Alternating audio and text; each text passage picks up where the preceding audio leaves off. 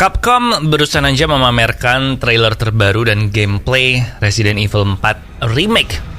Juga mengumumkan tanggal rilisnya yaitu 24 Maret 2023, melanjutkan tren remake mereka dengan Resident Evil 1, 2, dan 3. Tapi emang nggak bisa dibantah dan diragukan kalau remake yang ini adalah remake Resident Evil yang paling ditunggu-tunggu sejak serial Resident Evil ini mulai di remake sama Capcom dengan RE Engine ya. Nah, kenapa Resident Evil 4 ini begitu dicintai?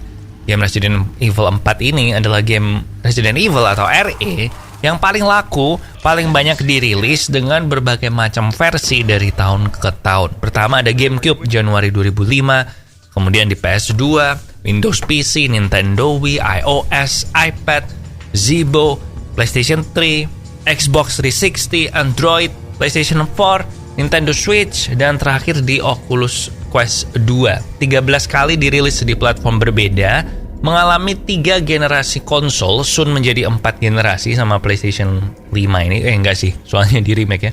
Dan banyak yang mengatakan kalau RE4 ini adalah game bersejarah, game changing video game, the most important third person shooter ever. Bahkan ini merevolusi semua beberapa genre game sekaligus, dari action adventure game, shooter game, horror game, pokoknya direvolusi, semua dirubah sama Resident Evil 4 ini. Tapi sebenarnya apa?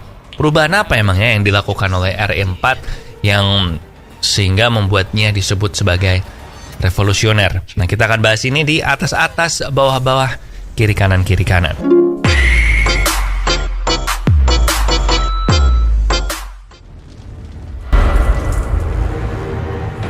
Yang pertama, kamera angle. Jadi sebelum RE4 dirilis, serial Resident Evil ini adalah salah satu yang ikonik dengan kamera angle-nya, dari fixed angle dari atas gitu, dan kita ngendaliin karakter kita itu pakai tank control ya, namanya sistem tank. Jadi atas tuh, mencet atas itu tuh buat maju ke depan dari point of view karakternya. Jadi misalnya karakternya hadap ke bawah nih di layar kita, tapi kalau kita pencet bawah, maka dia malah akan mundur.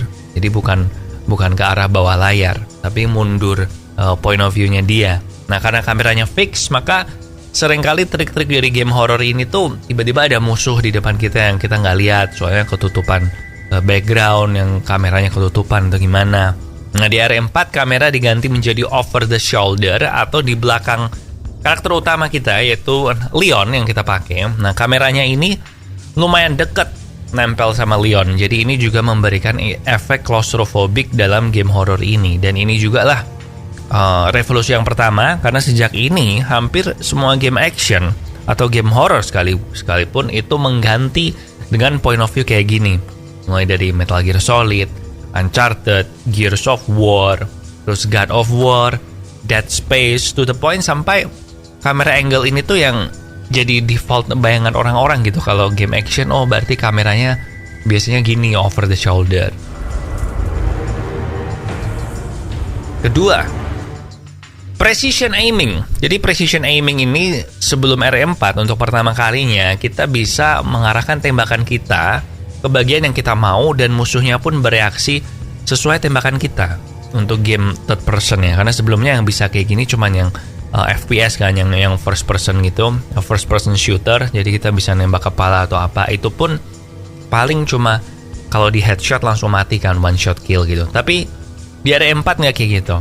Kalau lu nembak kaki maka musuhnya bisa jatuh. Kalau lu nembak tangan orang yang pegang dinamit atau senjata, dinamitnya jatuh terus meledak bunuh mereka sendiri. Kalau lu nembak sabit yang dilempar ke kita, sabitnya jatuh jadi nggak kena sama kita. Nah, ini sesuatu yang sebenarnya kalau kita lihat di game zaman sekarang tuh aneh kalau nggak ada. Tapi dulu di 2005 ini revolusioner banget. Dan ini kemudian juga diikuti oleh game-game lain. Yang ketiga adalah Quick Time Event. Quick Time Event atau QTE. Sekarang ini udah banyak yang anti sama QTE ya, yang ngerasa ini adalah tindakan malas yang dilakukan oleh developer game untuk membuat pemain tetap megang sticknya gitu.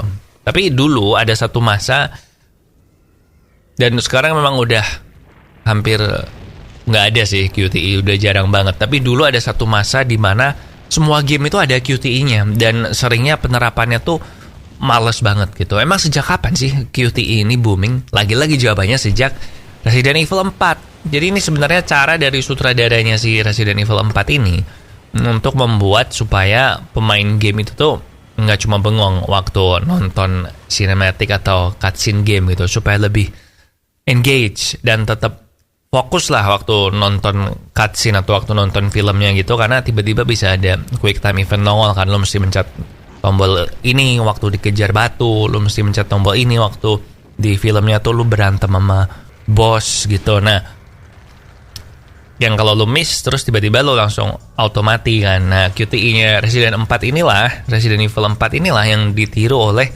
game-game lain. Tapi ya gitu, kadang cuman biar asal ada QTE aja dan jadinya annoying. Nah, kalau di RE4 masih oke lah, sering menambah intens sebuah adegan kan, kayak dikejar batu, berantem sama orang ini mesti menghindar, terus tiba-tiba ya pokoknya harus bereaksi dan lumayan bisa ditebak gitu loh kan, kita lagi nonton filmnya nih dan ini lagi dikejar batu, kayaknya nih mesti mencet. Nah, kayak gitu. Dan kalau mati pun ngulanginya nggak jauh sih. Kalau RE4 ngulanginya langsung di bagian itu. So itu 3 hal utama itu yang bikin RE4 ini jadi dianggap revolusioner. Tetapi tentu aja revolusioner itu nggak berarti apa-apa kalau gamenya jelek dan nggak seru. Bahkan sampai sekarang pun kalau lo main RE4 ini masih seru dan masih bagus. Kayak gue tuh confess nih, gue baru namatin RE4 itu tahun lalu, tapi masih enjoy banget walaupun memang butuh beberapa saat buat adaptasi sih ya sama kontrolnya yang memang ya masih jadul. I mean itu 2005 men, 17 tahun yang lalu loh. Nah, terus kalau ternyata yang lama aja masih bagus, apa perlu dibikin remake? Dan jawaban gue perlu. Karena seperti Capcom bilang sendiri, kalau remake ini tuh akan mengubah jalan ceritanya, mereimagine tapi tetap ngikutin plot point sambil mengupdate gameplaynya dan terutama kontrolnya agar jadi lebih modern dan lebih intuitif. Dan tentu aja gambarnya juga beda jauh sih. I mean yang 2005 itu ya masih sekarang dilihat masih bagus, dilihat waktu tahun 2005 gila bagus banget, one of the best graphic. Tapi kalau dipakai RE Engine ini, wah, lebih bagus lagi sih pasti gila banget.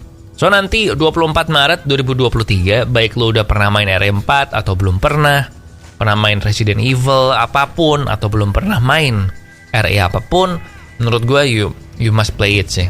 Buat lihat juga sejauh apa perbedaan game yang sama tapi dibuatnya beda 18 tahun gitu, atau dirilisnya beda 18 tahun. And satu hal, kalau lu tipe orang yang takut sama horor, takut sama game horor, tenang, menurut gue Resident Evil 4 ini salah satu game Resident Evil yang nggak terlalu horor. I mean lu tetap deg-degan sih, lu tetap serem, tetap panik gitu kan, tapi bukan yang horor lawan setan gitu-gitu loh. Jadi kayak musuhnya kan ini, jadi ini ceritanya ya, gue ceritain dikit sebelum selesai. Si Leon ini tuh ditugaskan untuk menyelamatkan putri presiden yang diculik oleh sebuah kult di Spanyol dan sekte gitulah. Dan di Spanyol ini tuh ternyata di sektenya itu mereka pakai parasit gitu-gitu, jadi bukan setan atau zombie tapi parasit. Ya technically bertingkah seperti zombie sih, tapi ya gitulah, intinya nggak serem, bukan yang setan-setan gitu. Biasanya kan yang nggak suka horor itu yang setan-setan gitu kan. So ya udah, itu dia 24 Maret 2023 nonton. Thank you guys for watching. Please like and subscribe if you like this video. Jangan lupa share juga ke teman-temanmu yang penasaran sama Resident Evil 4 Remake. I will see you again di episode selanjutnya dari atas-atas, bawah-bawah, kiri kanan.